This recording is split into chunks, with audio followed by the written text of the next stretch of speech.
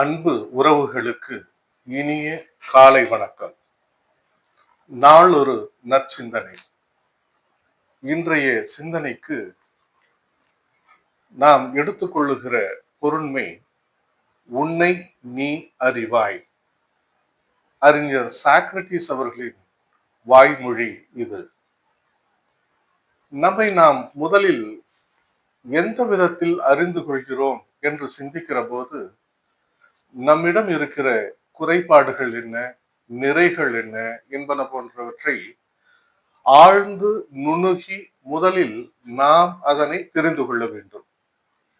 இது போன்று எல்லோரும் தெரிந்து கொள்கிறார்களா என்றால் இல்லவே இல்லை. எனக்கு எல்லாம் தெரியும் என்கின்ற எண்ணத்தோடு எல்லாவற்றையும் மூடி மறைத்து கொண்டே பயணப்படுகிறார்கள். இது எந்த அளவிற்கு வெற்றியை அவர்களுக்கு ஈட்டி தரும் என்று தெரியவில்லை. தன்னை யார் என்று உணராதவர்கள் வாழ்க்கையில் வெற்றி பெற முடியாது. என்னுடைய நிறை என்ன, குறை என்ன, அறியாமை என்ன, என்னுடைய வலிமை என்ன, பலவீனம் என்ன என்பனவற்றையெல்லாம் நாம் அடிப்படையில் சுய விமர்சனம் செய்து கொண்டு அவற்றையெல்லாம் தெரிந்து வைத்துக் கொள்ள வேண்டும். இவையெல்லாம் மற்றவர்களுக்கு தெரிந்துவிட்டால் அது மிகப்பெரிய இழப்பையும் நம்முடைய பலவீனத்தை மற்றவர்களுக்கு தெரியப்படுத்துவதாகவும் அமைந்துவிடும். ஆகவேதான் சாக்ரட்டிஸ் அவர்கள் சொல்கிறார், எனக்கு எதுவும் தெரியாது என்பதை நான் அறிவேன், இதைத்தான் தெளிவாக நான் தெரிந்து வைத்திருக்கிறேன் என்று பேரறிஞராக இருக்கக்கூடிய அவர் இப்படி மொழிகிறார். ஆக அவரே அப்படி சொல்கிறார் என்றால் நாம் எல்லாம் எப்படி அதனை கருத்தில் கொள்ள வேண்டும் என்பது சிந்தனைக்குரிய செய்தி.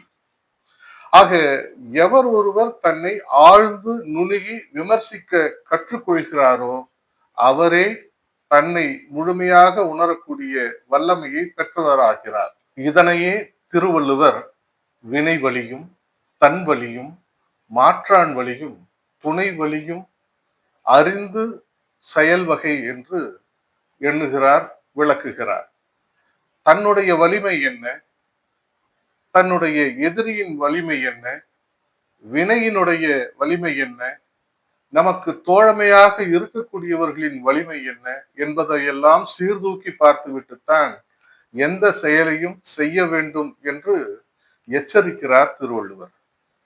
இதிலிருந்து நன்றாக புரிவது என்னவென்று சொன்னால், உலகை அறிந்து கொள்ள வேண்டும் என்று முயற்சிக்கும் முன்னால் நாம் நம்மை பற்றி ஆழ்ந்து சிந்தித்து உணர்ந்து கொள்ள வேண்டும் என்பதுதான் இதில் முக்கியமானது. ஆகவே என்னை நான் முழுமையாக உணரவில்லை என்று சொன்னால் நிச்சயமாக நாம் மற்றவர்களையும் உணர இயலாது, உலகையும் புரிந்து கொள்ள முடியாது. தன்னை அறிந்த பின் தத்துவம் அற்றுப்போம், முன்னை வினையும் முடிந்தே ஒழிந்து போம் என்கிறார் பட்டினத்தார். ஆக தன்னை அறிந்து கொண்டால் போதும், எந்த விதமான உதவியும் எவரிடத்திலும் இருந்தும் நாம் வேண்ட வேண்டிய அவசியம் இல்லை. அதே போன்று எந்த வினையும் அறிந்து செய்வதால் அதில் நாம் வெற்றியே பெறுவோம் என்பதனை அழுத்தம் திருத்தமாக உணர்த்துகிறார். ஆகவே முதலில் நாம் மற்றவர்களை புரிந்து கொள்ளும் முன் நம்மை நாம் சரியாக புரிந்து கொள்ள வேண்டும் என்பதை இதிலிருந்து தெரிந்து கொள்கிறோம். ஆகவே நாம் இன்றைய சிந்தனையாக நம்மை முதலில் நாம் அறிந்து கொள்வோம் என்பதனை எடுத்துக்கொள்ளலாம். மீண்டும் நாளை காலை சந்திப்போம்.